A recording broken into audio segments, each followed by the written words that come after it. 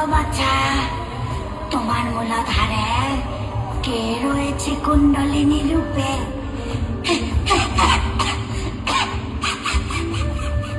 যে দেখো, তোমার উপস্য সকল মহাবিদ্যা আমারই স্বরূপ। ওই বৈরোচনী, ললিতা, কমলা আদি মহাবিদ্যা আমারই পরিবার।